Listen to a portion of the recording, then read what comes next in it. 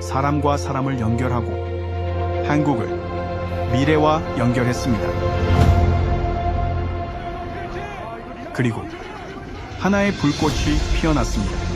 바로 스타크래프트. PC방이라는 새로운 경기장이 탄생했고 엔비디아 지포스는 새로운 플레이어들의 장비가 되었습니다.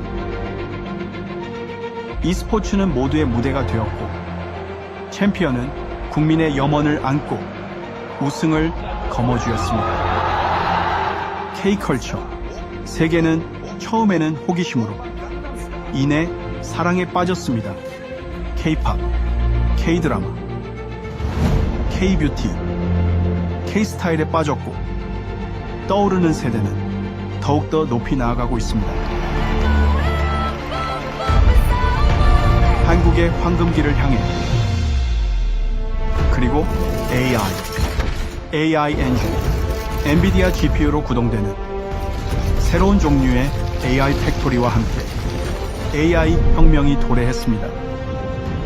한국은 반도체에 이어 이제는 AI 인프라를 구축하고 있습니다.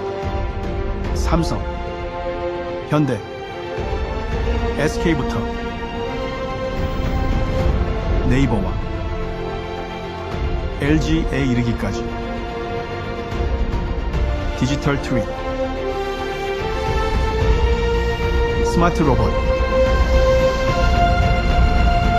스마트 팩토리,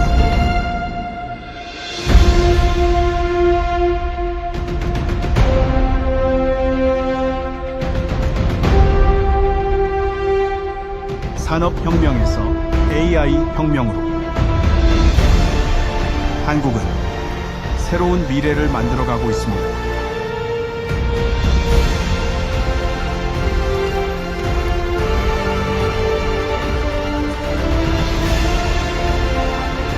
여러분과 함께 할 수 있게 되어 영광으로 생각합니다. 기적이 계속되는 바로 이곳, 한국에서.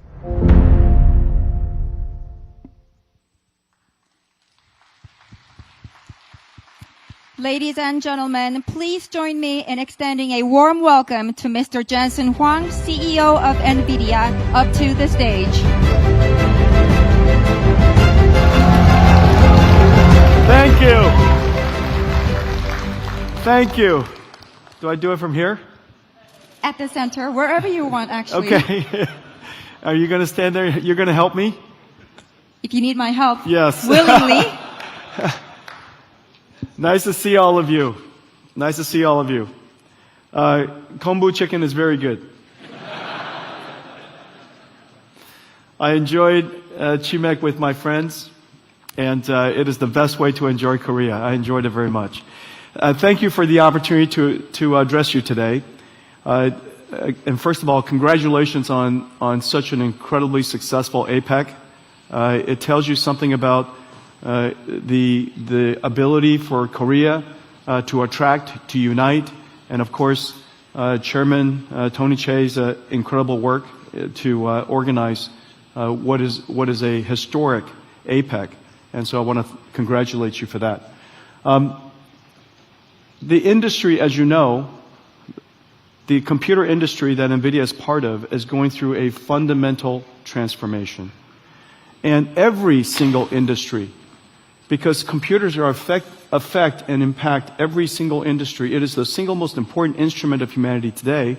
Every single industry is being impacted as a result of a platform shift we call artificial intelligence. Our journey started over 30 years ago to invent a new way of doing computing. The computing approach that we created and invented is called accelerated computing. We recognized years ago to create a new computing model to solve problems normal computers cannot. It has another benefit that when Moore's law runs out of steam, it could be the path forward for the computer industry. 33 years later, as we continue to be able to create more transistors with every generation of process technology, and even though transistors' performance and power benefits have slowed tremendously, we can now continue to expand computing for as far as we can see, because of accelerated computing, we are now seeing a platform shift. This platform shift was the reason for creating the GPU and inventing the model we call CUDA. However, a GPU alone is just a chip. This new computing approach requires tremendous amounts of algorithm software to be developed. We call it CUDA-X libraries. Very few people talk about this, but this is NVIDIA's treasure. These libraries make it possible for us to apply accelerated computing to computational lithography, the work that we do with Samsung, or in deep learning and robotics, the work that we do with many companies here that I'll talk about. It allows us to do quantum physics, it allows us to do quantum computing, molecular dynamics, fluid dynamics, robotics, of course, artificial intelligence. These libraries open new markets for our company. These libraries are precisely the reason why NVIDIA's computing approach is now available all over the world in so many different industries. But it started from a very humble beginning. And so I made a short video for you to give you a feeling for what NVIDIA's technology can do today. It has been 33 years. In fact, I've been coming to Korea, NVIDIA came to Korea 30 years ago. We invented the video game industry together. I introduced GeForce here to Korea 25 years ago. And last night, we had a big celebration with the esports gamers and PC gamers here in Korea. It was incredibly fun to celebrate GeForce 25 years of GeForce. And so I made you a short video, but as you're watching this, remember, nothing here is animated. Everything is simulated. Everything I will show you is mathematics, computer algorithms that make it possible for us to do what I'm about to show you. Please run it. Ready, go!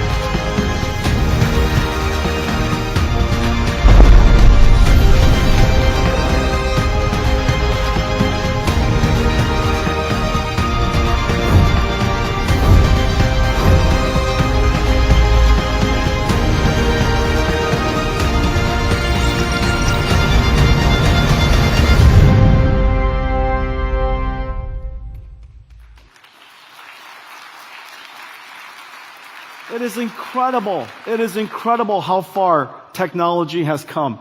And what you saw just now is fundamentally a new computing approach. One of them is called accelerated computing, but you were also seeing artificial intelligence. Artificial intelligence is, of course, affecting every single industry. And most people think artificial intelligence is a chatbot, as they should. ChatGPT revolutionized artificial intelligence and put it into the hands of everybody. However, artificial intelligence is many things. And I'm going to tell you what it means to you, what it means to the industry that we're in, so that you have a feeling for how you can engage artificial intelligence.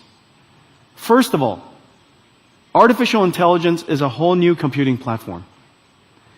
The old way of doing software with handwritten software, hand coding, to new way of doing software where the computer learns by itself, where we train the computer, we train the model for it to perform the task we want it to perform. Artificial intelligence and AI runs on GPUs, whereas hand-coded software runs on CPUs. This entire software stack, from the needs of energy, chips, the infrastructure, all of the software associated with the systems, the AI models and the applications on top, every single layer of computing has been fundamentally changed. Just think, the computer industry has been largely the same for 60 years. And now, with AI and accelerated computing, every single layer of the computing stack is being changed. All of the computers we've created in the past, $1 trillion, maybe more, of computers need to now be transitioned, shifted to the new computing platform. The second thing to know about AI is that although Transformers is incredibly successful and very important, there are many AI models. There's AI models for languages, but remember there's all kinds of information we want to use AI to solve. It could be AI for chemicals, proteins, physics, quantum physics, different fields of science, even AI for robotics, AI that understands the physical world. AI is quite diverse. The number of algorithms necessary to encompass all of the world's different AIs is incredibly vast.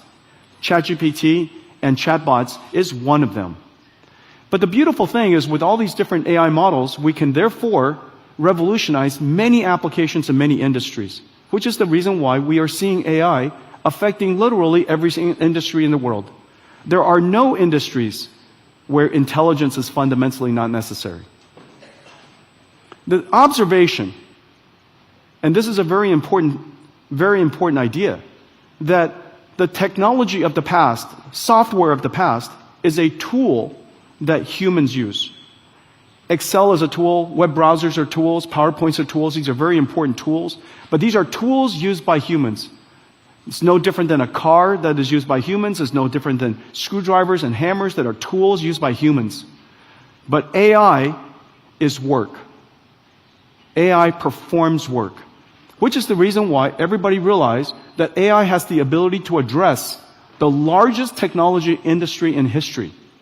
The tools industry, the IT industry we know of the past, is a few $1 trillion. The AI industry AI can address $100 trillion of the world's industries, make it more productive, help the GDP grow. And then one more idea. Artificial intelligence, unlike software, artificial intelligence needs a factory. This is the first technology that transforms energy and on a continuous basis, applying a computers that Nvidia builds, these GPU AI supercomputers, to generate intelligence for everybody to use. Each single token is generated based on the context of the time and based on the questions that you have for the AI. What that means is the world is going to have enormous number of these AI factories. And because AI is going to be integrated into every single application, into every industry, AI infrastructure will be built by every single country. Just like electricity, just like internet, and now artificial intelligence, AI factories will be built all over the world. It is one of the reasons why this is so consequential to every single country. It is the reason why it is so consequential to the conversation we're having today. AI is an industrial revolution. It changes the computing software stack. The software is work, not tools. It addresses extremely large industries, and it requires factories. Well, in the last couple of years, we've seen extraordinary progress, and this is the system that makes it possible. This is the latest Nvidia system called Grace Blackwell. This is one giant GPU. It weighs 2 tons, has 1.5 million parts. It consumes 120,000 watts, 120 kilowatts, and it produces tokens or produces intelligence at an incredible speed. This is what a GPU looks like today. People think that Nvidia GPUs are like a gaming GPU, but these GPUs are really massive. Entire supercomputers in a rack. Probably the question that most people ask me is what changed this year? You might have seen that although AI has been growing quickly, Nvidia has been growing quickly, but in the last 6 months, it seems the growth has really accelerated quite substantially. There's a reason for that. In the last couple of years, AI has made tremendous progress because we can now reason and think and solve problems that we have never been trained before to solve. AI now has what is called 3 scaling laws. We teach it like a child to memorize information. We also teach it, called post-training, how to perform new skills, how to reason and how to think. And then during inference time, the AIs today don't just respond with memorized answers, but it responds by thinking first. The quality of the answers has improved tremendously in this last year. As a result, more people are using it because the answers are better. You can use it to solve more problems. When the answers are better, more people use it. When more people use it, the amount of computation necessary continues to grow. So the way you teach an AI, the computation is quite substantial. The way you use an AI today, the amount of computation is quite substantial. But the important thing is this. Because these tokens, these intelligence that are being produced are so good now, customers are paying for it. The tokens have become profitable tokens. This year, AI became profitable. And when something becomes profitable, you want to manufacture more of it. Just like when you're manufacturing chips and wafers and DRAM, if the manufacturing of those chips were profitable, you want to build more factories to create more chips. Now that the AI is profitable, we want to create more factories to generate more AI. We have now achieved what is called the virtuous cycle. The AIs get better, more people use it, makes more profit, create more factories, which allows us to create even better AIs, which allows more people to use it. The virtuous cycle of AI has arrived. And this is the reason why you're seeing the world's CapEx going so fast. There are 2 fundamental things that are happening. The first is a transition, as I mentioned, from general purpose computing to accelerated computing. Moore's law has really run out of steam, so we need another way of doing computation. NVIDIA's accelerated computing is the foundation layer for that. On top of accelerated computing, AI has now achieved the virtuous cycle, which is the reason why all of a sudden we're seeing the amount of CapEx that companies are building is growing so substantially. This is going to happen here in Korea as well.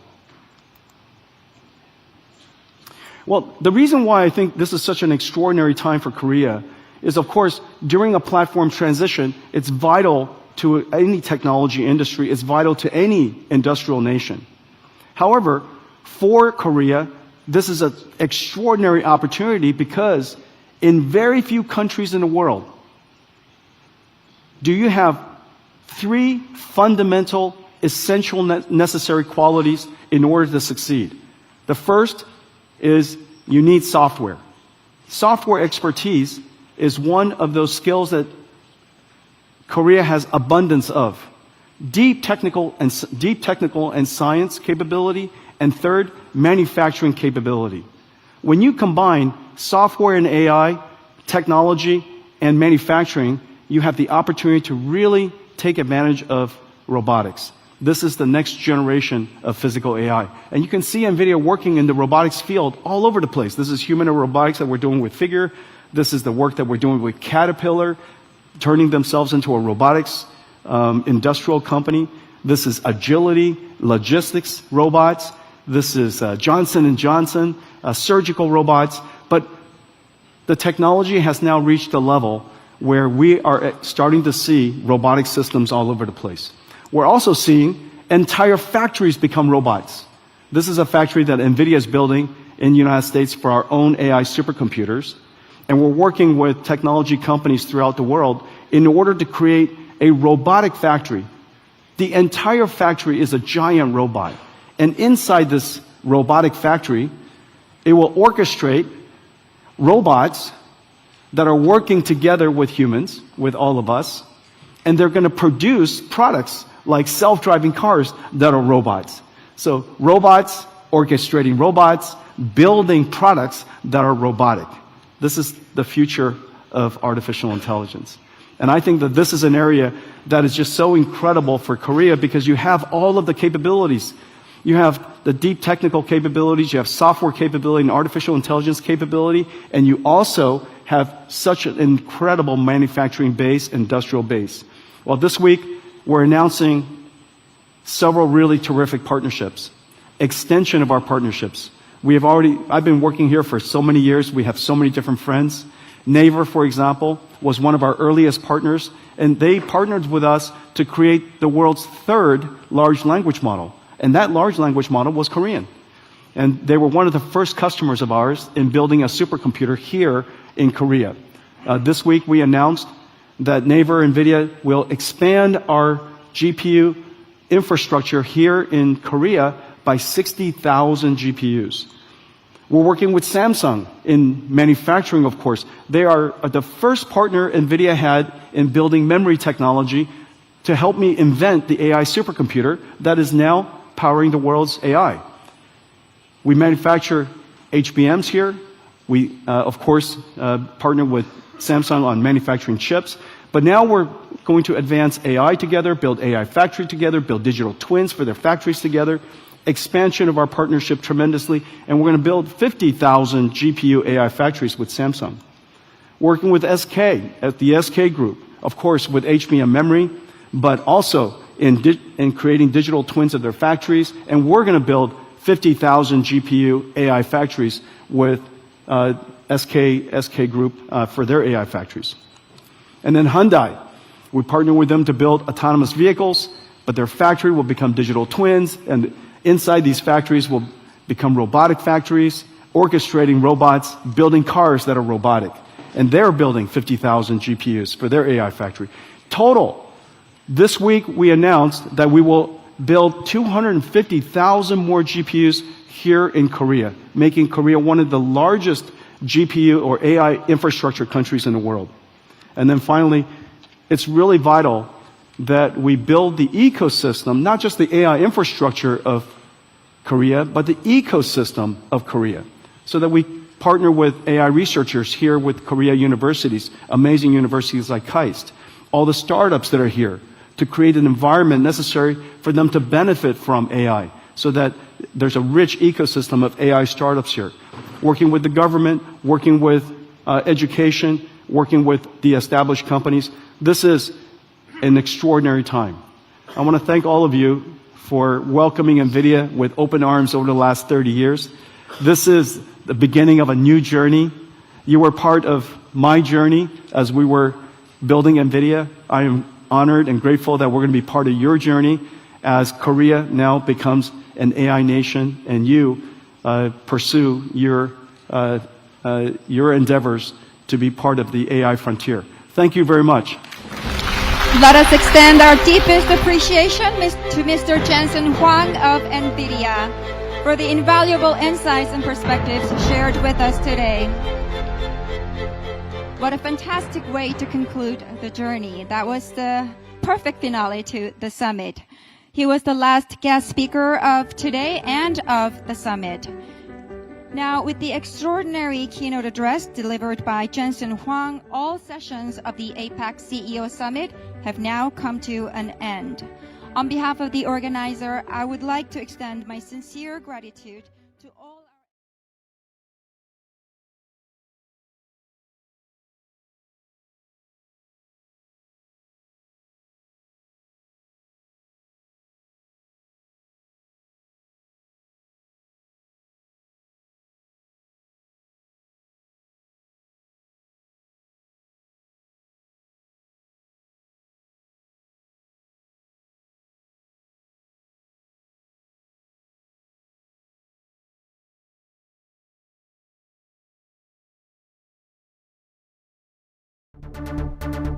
掌握分秒，累积财富。现在立即下载非凡新闻 APP， 财经快很准，随时随地掌握先机。